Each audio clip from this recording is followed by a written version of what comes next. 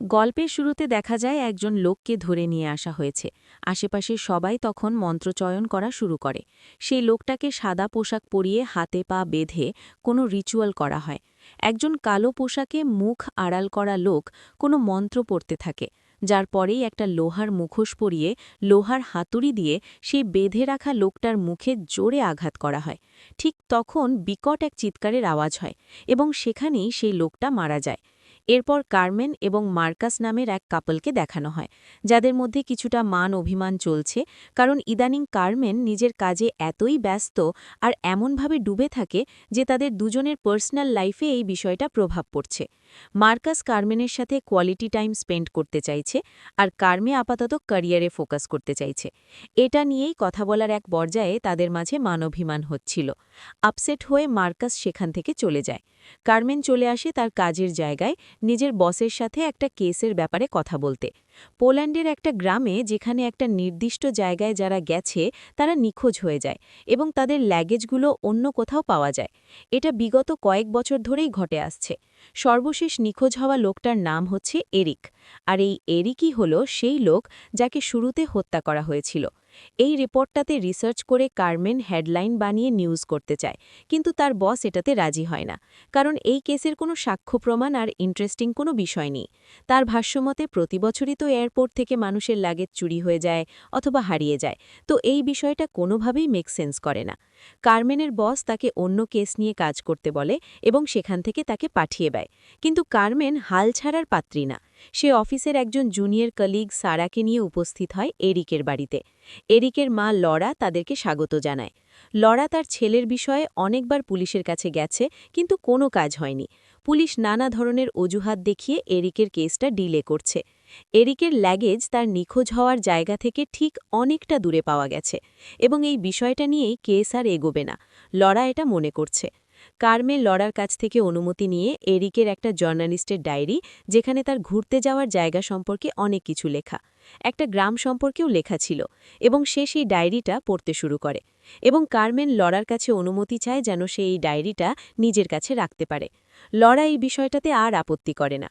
অন্যদিকে সারা লরার বাড়িতে টাঙানো ছবিগুলো দেখছিল, যেখানে এরিক, তার কাজিন আর তার বাবার ছবিও ছিল। এরিকের বাবা 5 বছর আগে মারা গেছে। তাছাড়া এরিক ছেলেটা ঘুরতে খুবই ভালোবাসে, কিন্তু লরা এখন এরিকের নিখোঁজের পর অনেক একা হয়ে গেছে। কার্মেন আর সারা তাকে বিদায় দিয়ে চলে আসে। গাড়িতে বসে কার্মেন সারাকে জানায় এবার তাদের গন্তব্য কোথায়। রাতে কেস স্টাডি করার সময় পাশের খোলা জানালা দিয়ে ঝড়ো বাতাস বইতে শুরু করে। কেউ যেন ফিসফিস করে কার্মেনের নাম ধরে ডাকছে। কাছে গিয়ে কার্মে জানালা বন্ধ করে দিলে বুঝতে পারে ডাকটা ঘরের ভেতর থেকে আসছে। কার্মে দেখে তার রুমের দরজায় একটা ছেলে মাথা নিচু করে দাঁড়িয়ে আছে আর ফুপিয়ে ফুপিয়ে কান্না করছে। তখন দরজাটা আপনা আপনি বন্ধ হয়ে গেল, আর ছেলেটা হঠাৎই কার্মেনের পেছন থেকে চেঁচিয়ে ওঠে। সে বলে, আমাকে একা ছেড়ে দাও, এবং বোঝা যায় ছেলেটা এরিক। দেখে বোঝা যায় তার চোখগুলো উপরে তুলে ফেলা হয়েছে, যা দেখে ভয়ে কার্মেন লাফিয়ে ওঠে এবং বুঝতে পারে এটা তার স্বপ্ন ছিল। পরদিন কার্মে মার্কাসের স্টুডিওতে যায়। পেশায় মার্কাস একজন ফটোগ্রাফার। কার্মেন মার্কাসকে প্রস্তাব দেয় সেই গ্রামে তার সাথে যেতে হবে। সে যদি তার সাথে যায় তাহলে কার্মে এই রিপোর্টটা নিয়ে কাজ করতে পারবে। তাছাড়া মার্কাস ফটোগ্রাফার হওয়ায় সেও কিছু ভালো ভালো ছবি তুলতে পারবে। সাথে এই ট্রিপের মাধ্যমে তাদের দুজনের ভেতরকার দূরত্ব কমে যাবে। কার্মেন তাদের সম্পর্কটা আবারও ঠিক করতে চায়, কিন্তু মার্কাসের মনে হয় ট্রিপটা বিপজ্জনক হতে পারে, তাই সে কার্মেকে না করে এই রিস্কটা নিতে। কিন্তু কার্মে তার কথা শোনে না, আর মার্কাসকে ভেবে জানাতে বলে চলে যায়। অন্যদিকে অফিসে বস কার্মেন আর সারাকে অন্য সব ফালতু কেসের মধ্যে কাজ করতে বলে এবং কিছু কথা শুনে তাদের কোনো কথার পাত্তা না দিয়ে সে চলে যায় এবং সেই কেসের ফাইলটা ডাস্টবিনে ফেলে দেয়। কার্মেন ঠিক তখনই মার্কাসের কল আসে এবং সে জানায় সে তাদের সাথেই যেতে রাজি হয়েছে। এরপর কার্মেন, সারা আর মার্কাস গাড়িতে করে রওনা হয় গন্তব্যের পথে। মার্কাস গাড়ি চালাচ্ছে, কার্মে পাশের সিটে বসে এরিকের ডায়েরি পড়তে থাকে। ডায়েরির মধ্যে এই গ্রাম সম্পর্কে লেখা অদ্ভুত কুয়াশা আচ্ছন্ন, আর সেখানকার লোকজনও অদ্ভুত, যেন কারো সাথে কারো সম্পর্ক নেই। কিন্তু একটা পর্যায়ে দেখতে পারে ডায়েরির পাতাগুলো খালি, ডায়েরিতে বেশি কিছু লেখা নেই। এখন গ্রামে পৌঁছে সারা, কার্মে আর মার্কাস বুঝতে পারে ডায়েরির কথাটা আসলেই সত্য। এখানকার লোকজন অদ্ভুত, পুরনো ধ্যান ধারণা আর পোশাক আশাক কাজও সেই একই রকমেরই, মানে সম্পূর্ণটা পুরনো যুগের মানুষদের মতো। সারা দেখতে পায় একটা শূকরকে একজন লোক উল্টো করে বেঁধে চামড়া খুলছে।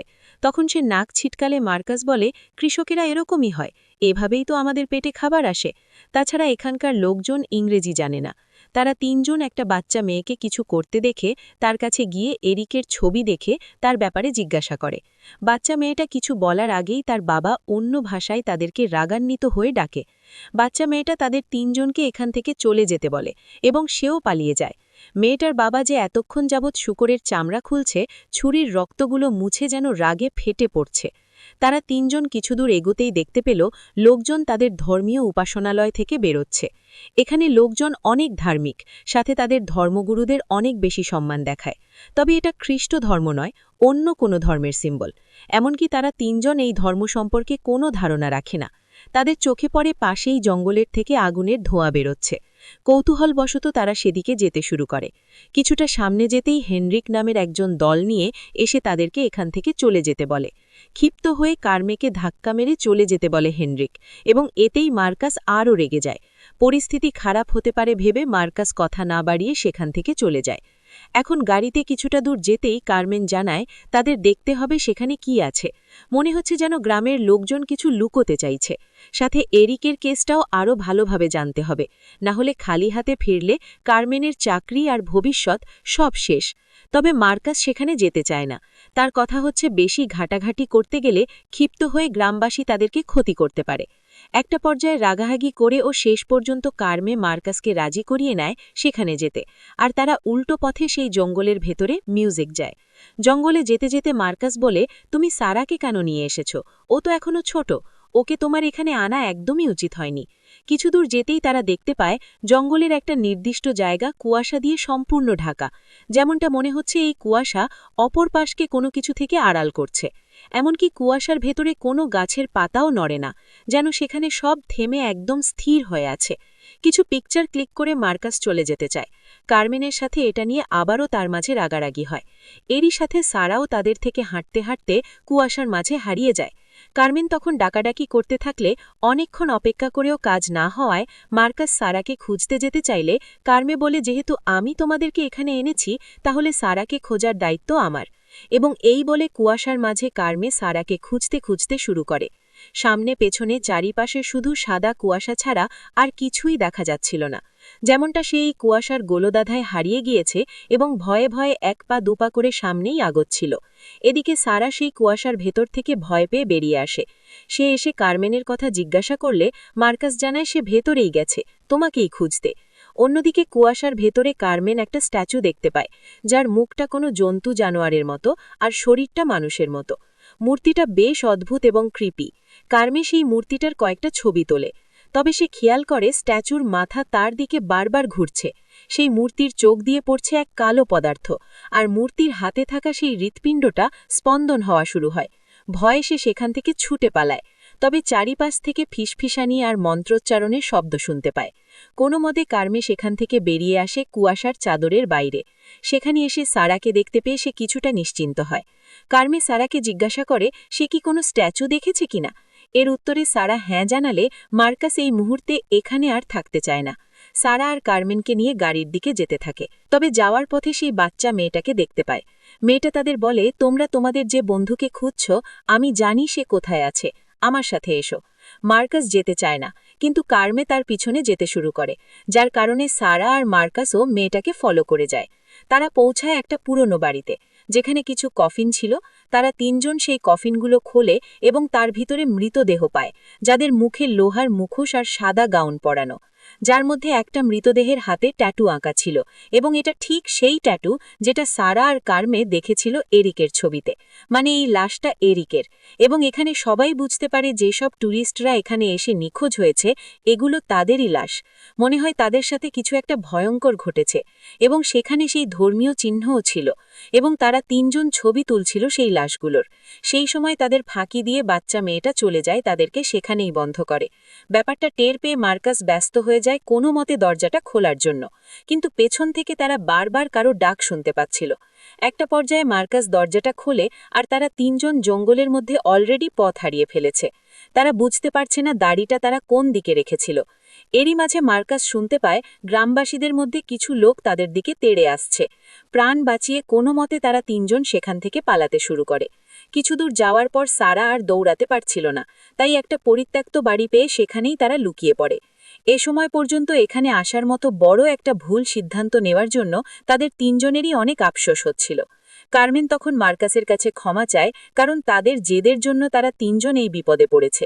এর মধ্যে গ্রামের লোকজনও তাদের খোঁজ পেয়ে যায়। সারা আর মার্কাস পালাতে পারলেও সারাকে সাহায্য করতে গিয়ে কার্মেকে তারা ধরে ফেলে। ঠিক একটা পর্যায়ে যখন মার্কাস কার্মেকে বাঁচাতে যায়, তখন সে ধরা পড়ে যায়। আত্মরক্ষার শেষ চেষ্টা করলেও তারা আর তাদের সাথে পেরে ওঠে না। সারা সেখান থেকে পালানোর চেষ্টা করলে হেনরিক তার পায়ে তীর মেরে তাকে আহত করে ফেলে। মার্কাস কোনো মতে তাদের থেকে পালিয়ে জঙ্গলের দিকে ছুটতে থাকে। এদিকে হেনরিক তার পিছু নিয়ে থাকে। এদিকে সারাকে গ্রামের লোকজন মিলে কোনো একটা ক্লোরোফর্ম শুকিয়ে অজ্ঞান করে ফেলে। জ্ঞান হারানোর আগে সারা ভয়ঙ্কর একটা প্রাণীর মুখ দেখতে পায়। বেশ অনেকক্ষণ পর জল ছিটিয়ে তাদের জ্ঞান ফেরানো হয়। হাত বেঁধে তাদের নিয়ে আসা হয় এক ধর্মগুরুদের সামনে, যাদের মধ্যে একজন ছিল কালো পোশাক পরা সেই লোক যাকে এরিককে মারার সময় মন্ত্র উচ্চারণ করতে দেখা গিয়েছিল। তার নাম হচ্ছে আর্টিউস। সে সারা, কার্মেন আর মার্কাসকে পর্যবেক্ষণ করে এবং সেখানে সে ধর্মীয় নেতা হয়ে গ্রামবাসীদেরকে তাদের কিছু ইনস্ট্রাকশন দেয়, যেই অনুযায়ী মার্কাসকে গ্রামের লোকজন একটা জায়গায় আটকে রাখে আর সারা আর কার্মেকে নিয়ে যায় সেই পুরনো বাড়িতে। গ্রামের লোকজন সকলে মিলে প্রায় এক পর্যায়ে সারা আর কার্মেকে সম্পূর্ণ উলঙ্গ করে ফেলে এবং এই সিনটা একটু দৃষ্টিকটু ছিল। এর পরবর্তীতে তাদেরকে সাদা গাউন পরিয়ে দেয়, আর আর্কটিউসের কথা মতো কার্মেনকে আটকে রেখে সারাকে একটা স্থানে পাথরের ওপর শুয়ে হাত পা বেঁধে দেওয়া হয়। এদিকে গ্রামের দুজন লোক মার্কাসকে দিয়ে বন্দুকের নলের ওপর রেখে কবর খোঁড়ানোর কাজ করাচ্ছিল। অন্যদিকে এবার সারাকে সেখানে বেঁধে তারা হাত পা ছুরি দিয়ে কাটতে শুরু করে। রক্ত তখন ফিনকি দিয়ে বের হচ্ছে, আর সারা চিৎকার করেই চলেছে। সেই সময় সারা দেখতে পায় সেখানে থাকা সবার আসল রূপ। এরা যেন মানুষের মুখোশ পরা এক একটা শয়তান। এবার সেই লোহার মুখোশ, যাতে কিনা চোখের জায়গায় দুটো পেরেক গাধা, সেটা সারার মুখের ওপর রাখা হয়, আর আর্টিউস লোহার হাতুড়ি দিয়ে সেটাই সজোরে আঘাত করে পেরেক চোখে ঢুকে গেলে ব্যথায় কাতরাতে কাতরাতে সারা সেখানেই মারা যায়। মৃত্যুটা ছিল খুবই ভয়ানক। মুভিটা যখন আমি দেখছিলাম তখন এই জায়গায় নিজেকে ইমাজিন করতে পারছিলাম। কার্মেন সে সময় চিৎকার চেঁচামেচি শুরু করলে তাদের নিজেদের আসল রূপ দেখিয়ে ভয় দেখানো হয়। কবর খুঁড়তে খুঁড়তে মার্কাস ছক কষতে থাকে। গ্রামের লোক দুজন বন্দুক তাক করেছিল মার্কাসের দিকে। যখন তারা একটু নিজেদের মধ্যে কথা বলতে থাকে এবং অন্যমনস্ক হলেই মার্কাস কোড়াল দিয়ে তাদের ওপর আক্রমণ করে সেখান থেকে পালিয়ে যায়। অন্যদিকে সারার বডি কফিনে রেখে তাদের রিচুয়াল শেষ করে। কিন্তু এবার কার্ম্যানের পালা। সেই সময় উপস্থিত হয় মার্কাস। তাদের কাছ থেকে কার্মেকে ছাড়িয়ে সবাইকে সেই বাড়িতে আটকে রাখে। কার্মে আর মার্কাস সেখান থেকে পালিয়ে যায়। কিছু দূর যাওয়ার পর কার্ম্যানের শরীর খারাপ হতে শুরু হয়। সেও বমি করে, যেটা সারাও করেছিল। এরই সাথে সারার মতো কার্মেও ফিসফিসানির শব্দ শুনতে পাচ্ছিল। কিন্তু কার্মে কোনোভাবে নিজেকে সামলে নেয়। একটু সামনে এগোতেই একটা বাড়ি দেখতে পায়, যেখানে কিনা আলো জ্বলছে। এরই সাথে বাইরে একটা ট্যাক্সি দেখা যাচ্ছে। মার্কাস আর কার্ম্যানের এখন গাড়ির প্রয়োজন, তাই গাড়ির চাবির জন্য তারা দুজন লুকিয়ে সেই বাড়ির ভেতরে প্রবেশ করে। বাড়িতে একটা কাপল আর তাদের বাচ্চা ছেলে বসবাস করে। মার্কাসের হাতে বন্দুক দেখে মহিলাটা ভয় পেয়ে যায় এবং চেঁচামেচি শুরু করে। সেই শব্দ তার স্বামীও সেখানে চলে আসে। মার্কাস প্রাণপণে শুধু তাদের কাছে তাদের গাড়ির চাবি চাইতে থাকে, কিন্তু কার্মেকে দেখে মহিলাটা প্যানিক করা শুরু করে। তবে তাদের কোনো কথা মার্কাস বুঝতে পারছিল না। মার্কাস সেই কাপলকে চেয়ারের সাথে বেঁধে রাখে। সেই সময় কার্ম্যানের কিছু ভিশন আসতে শুরু করে। রুমের সব জিনিসপত্র কার্মে কাঁপতে দেখে এবং সে দেখতে পায় রুমে থাকা সকলে শয়তানে পরিণত হয়ে তাকে হন্ট করা শুরু করেছে। তাই এবার কার্মে নিজেকে একটা রুমে বন্ধ করে নেয়। মার্কাস ব্যাপারটা বুঝতে না পেরে তখনও গাড়ির চাবি চাইতে থাকে। সেই কাপল দেয় কথা মার্কাস তখনও বুঝতে পারছিল না। বাচ্চা ছেলেটা ইংরেজিতে বলে তার বাবা মা বলছে তাদের এখান থেকে এক্ষুনি চলে যেতে হবে, এবং সে বলে গাড়ির চাবি রান্নাঘরে আছে। মার্কাস বাচ্চা ছেলেটার সাথে সেখানে গিয়ে চাবি নিয়ে বাচ্চা ছেলেটাকে হাত বেঁধে রাখে। বাচ্চা ছেলেটা বলে, এরকমটা করো না, আমাদের এখান থেকে এক্ষুনি পালাতে হবে, এই মেয়েটা শয়তান। এদিকে রুমের মধ্যে কোনো অবয়ব কার্মেকে হন্ট করছে। সেই ফিসফিসানির শব্দ ও সাথে জিনিসপত্রও কাঁপছে। আয়না থেকে কার্মেনের এক ভয়ঙ্কর প্রতিবিম্ব এসে তার ওপর ভর করতে শুরু করে। আর পরিবর্তন হয়ে যায় কার্মেনের আচরণ। একটা বিকট চিৎকারে ফেটে পড়ে পুরো বাড়ি। এদিকে মার্কাস কার্মেনের কণ্ঠ শুনে সেই রুমে চলে যায়। তবে সেখানে কার্মে ছিল না, আর পাশের রুমগুলো থেকে একে একে সেই কাপল আর তাদের ছেলের চিৎকার ভেসে আসে, যেন কোনো জানোয়ার তাদের ওপর আক্রমণ করে নৃশংসভাবে মারছে। কিছু সময়ের জন্য সেই রুমের দরজা বন্ধ হয়ে গেলে মার্কাস রুম থেকে বেরোতে পারে না। একটু পর দরজা খুললে মার্কাস বন্দুক তাক করে বাইরে আসে এবং সেখানে মাটিতে পড়ে থাকতে দেখে সেই কাপল আর তাদের ছেলের ক্ষতবিক্ষত লাশ, যেন কোনো জানোয়ার তাদের খুবলে খেয়ে নিয়েছে। ঠিক ততক্ষণে তার উপর ঝাঁপিয়ে পড়ে কার্মে আর ভয়ঙ্কর বিপদস্বরূপে মার্কাসের বুকের ওপর চড়ে বসে এবং সে মার্কাসকে খেয়ে নিতে চায়। সে যেন পুরোপুরি একটা শয়তানে পরিণত হয়েছে। আর তখনই সেখানে উপস্থিত হয় সেই ধর্মগুরুরা, যাদের হাতের চিহ্ন দেখে কার্মে ভয় পেয়ে যায় আর তৎক্ষণাৎ মার্কাসের থেকে দূরে সরে যায় এবং আহত অবস্থায় মার্কাস এক কোণে পড়ে থাকে। সেখানে প্রিস্ট হলি ওয়াটার আর হলি ক্রস দিয়ে শয়তানকে নিয়ন্ত্রণ করার চেষ্টা করে, কিন্তু কার্মে একে একে সবাইকে মেরে ফেলে। সেখানে শেষ পর্যন্ত হেনরিক শয়তানে পরিণত হওয়া কার্মেকে নিয়ন্ত্রণ করতে সক্ষম হয় এবং সেখানে মার্কাস বুঝতে পারে বহিরাগত যারা নিয়ম না মেনে শয়তানের বশে চলে আসে তাদেরকে পুরো শয়তানে পরিণত হওয়ার আগেই গ্রামবাসী মেরে ফেলে।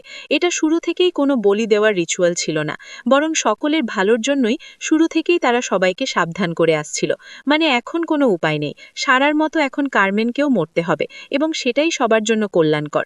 এটা বোঝামাত্রই মার্কাস বাকিদের সাথে হেনরিককে কার্মেনের মুখে লোহার মুখোশ পরিয়ে তাকে মারতে সাহায্য করে। এখন এই ঘটনার পরদিন মার্কাস সকালে বাড়িতে ফিরে যাবে। যাবার আগে সেই গ্রামের এই ঘটনাগুলো সম্পর্কে সে জানতে চায়। হেনরিক তাকে জানায় ওই কুয়াশাচ্ছন্ন জঙ্গলের সেই অংশ ওই স্ট্যাচুর কারণে অভিশপ্ত। যে একবার সেই স্ট্যাচু দেখে তাকে শয়তান ধীরে ধীরে নিজে গ্রাস করে শয়তানে পরিণত করে এবং তাদেরকে ভেতর থেকে মানসিকভাবে কষ্ট দিতে থাকে। আর এই জন্যই বহিরাগত যারা এগুলো না জেনে তাদের কথা না শুনে এই অভিশাপ কাঁধে নিয়ে নেয়, তাদেরকে বাধ্য হয়েই গ্রামবাসীর মেরে ফেলতে হয়। কিন্তু কথা হচ্ছে, তাদেরকে মুখোশ পরিয়ে কেনই বা চোখের মধ্যে আঘাত করা হয়? এর উত্তর হচ্ছে, এই অভিশাপ শুরু হয় চোখ দিয়ে, তাই চোখেই শেষ করতে হয়। যেহেতু মার্কাস সেই স্ট্যাচুটা দেখেনি, তাই এখন মার্কাস বাড়িতে ফিরতে পারছে। আর এই মুভি থেকে আমাদের উদ্দেশ্যে একটাই শিক্ষা: সবকিছুতেই বেশি কৌতূহল ভালো না। কিছু আগ্রহ আর না জানার জিনিসকে জানার কি আসলেই কোনো প্রয়োজন আছে? ঠিক এখানেই শেষ হয় দ্য শাইন মুভিটি।